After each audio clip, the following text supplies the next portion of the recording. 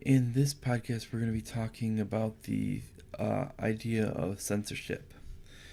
Now, what we need to be going through first is the full idea of where our rights do come from. Now, we have two different theories of where our rights come from. Either if you are religious, you could believe your rights come from God, or if you're non religious, your rights come from your humanity.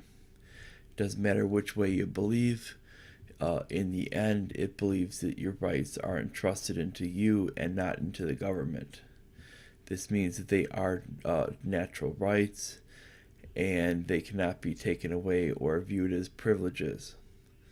Privileges are those that come as commodities, such as the right to health care, the right to food, and or the access to healthcare, the access to food. These are things that often the left claims as rights, but these are not necessarily actually rights.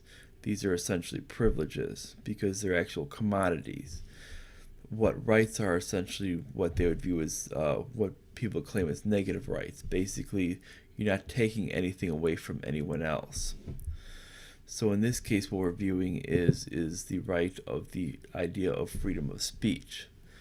Now, basically, freedom of speech can essentially be limited from one of basically three ways. You can have freedom of speech limited from the actual uh, government itself, from the actual media itself, and from the actual business or other environments by trying to essentially limit your ability to speak.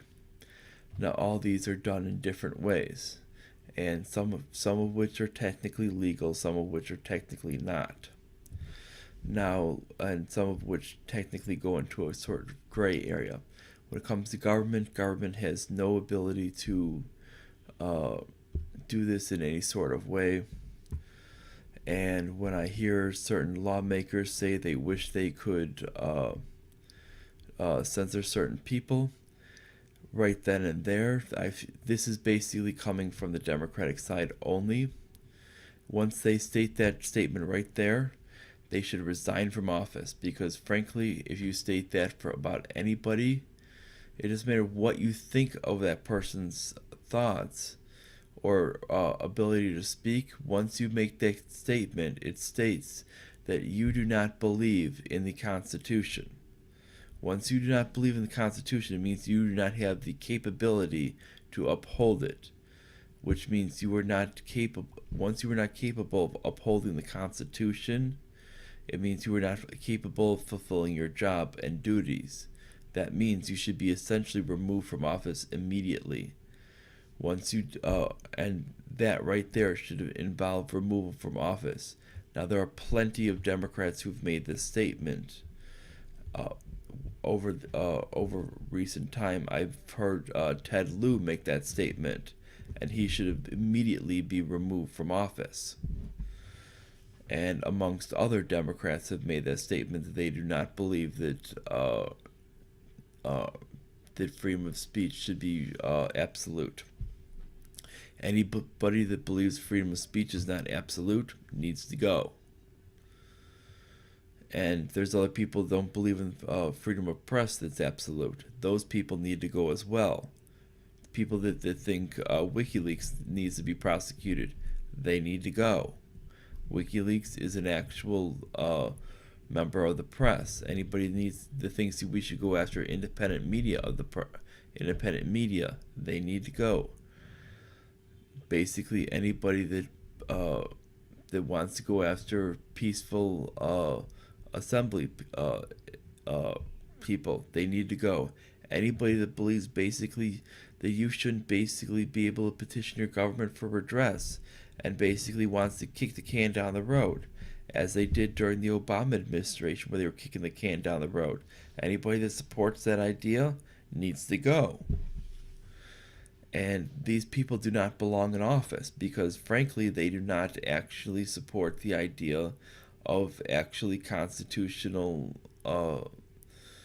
constitutionally upholding their position. And this is frankly what's going on. And that's just upholding the First Amendment. And when it comes down to speech with it, now we go beyond government. Now we go into the media. Now the media has actually acted in a way, this is what we're talking about, the legacy media. They've even advocated for doxing people that they don't like because they've gotten backlash for essentially reporting erroneous news. Just because they've been the butt of jokes through memes, and they want to essentially dox people that they don't like. Now that is essentially using threats to essentially take away someone's right to freedom of speech. That is essentially another form of abridging freedom of speech. And that should be made illegal as well. When someone wants to essentially state their piece anonymously, they should not be basically bullied into basically coming out of the open to basically fulfill some type of political agenda of a certain media corporation, as CNN has done in the past couple of years, where they've tried to pull this garbage. Then when we're talking about where most people try to consider this a gray area, but it's really not, which is the social media sites. Social media sites have essentially thrown out the idea of actually true freedom of speech and coming up with statements that do not even exist in the actual law under freedom of speech, such as hate speech, which is not recognized under the United States Supreme Court, but is recognized under laughable courts such as areas like the European Union and throughout the United Kingdom, which is just completely laughable because there's no such thing as hate speech. There's either freedom of speech or there isn't. And and such things as bullying, there's no such thing as bullying. You just need to stand up for yourself and go right back at the person. And what we need to do is view these areas as the new public square, because people can't just go out there and state their piece at a public event anymore, because these events don't happen, as the whole atmosphere of how people meet and how people interact now is completely digital nowadays. This is how people associate with one another. They don't do it through a general public forum. They do it through an actual digital forum. Thus, the digital forum is the new public forum. And this is where we need to understand that since this is the new public forum, the public forum rules should essentially apply in the same way, meaning the free speech laws should essentially apply in the same way. And it doesn't matter what hateful things you're stating, basically the best ideas win. And this is why you have the ideas of the Democratic Party and the KKK didn't last, and the ideas of the Republican Party and freedom prevailed, and that's why it ended up succeeding.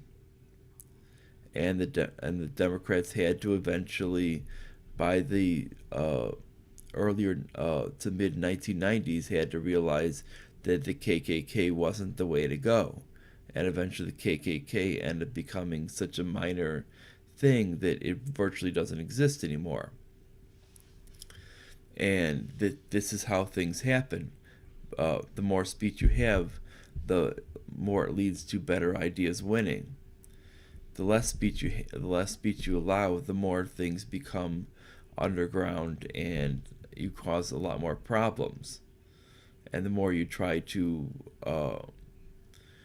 police speech, the more people are going to be apt to be more extreme in their things to become noticed, even though those might not even be the actual ways that they feel. And this is the whole point. is you're going to get people making outlandish statements just to even get noticed, especially when in these social media platforms, when it's a matter of who can get noticed gets the most amount of followers and the most amount of advertising revenue. And this is the way things go when you start to create these actual limits to what you need to actually get revenue. You're going to essentially create these type of standards. When you start removing these, you're going to create a lot more of an open society, and people, you're going to find that there's going to be a lot of these people that are kind of the crazy nutballs, like these left-wing socialists and these left-wing white supremacists and these left-wing black supremacists and these left-wing communists. They're all going to be going away, and these people that the left wing tossed off, like the alt-right, they're all going to be going to the wayside, and you're going to be just left with normal people. You're going to be left with people that are going to be more apt to be willing to deal with others in a more sane manner. And that's what you end up getting. But when you try to actually enforce these things and try to intervene, as we go back to intervention again, you end up getting a horrible situation. This is what happens. This is why censorship has always been bad. We find censorship in all these horrible countries, and that's why they're bad. I mean, I hardly think anyone wants to be like China. We're not trying to be like China. And because these companies like Alphabet and Twitter and Facebook are trying to essentially like hump China, and just to get into their business thing, because they're so oppressive, because they have a lot of people and there's a lot of money there. And this is why we get this thing going into the other countries. And this is mainly why we're getting it. We're not getting it for any other reason when it comes down to it. What we need to understand this. And this is the main point why we see that people are actually becoming more extreme, is because you're limiting what they can see, what they can read, what they can say. And this is exactly what you're doing. You're essentially trying to create a world of the worst possible situation just because you don't want to offend the worst possible states out there. Now, if they'd actually go to the highest possible standard and say, we want the highest possible freedom, we're only going to accept this. If any country wants to deal with our company, we're only going to accept this. You're going to see a lot of a big different standard, because eventually those people in that country are going to say, hey, we want Facebook, we want Twitter, we want YouTube in our countries, and they're going to be screaming at their leadership, stating, we want this. And they're going to have to explain to their people why they don't want to let the people have it, because they want to keep the people hidden from actual news. And they would have to accept either everything or nothing. And eventually the people would revolt, and that's when you actually get change in these countries. And it would make it better for everybody in the world. But instead, they're actually more concerned about basically leg humping them just for a couple bucks now, instead of actually doing the socially conscious thing of actually helping these people out.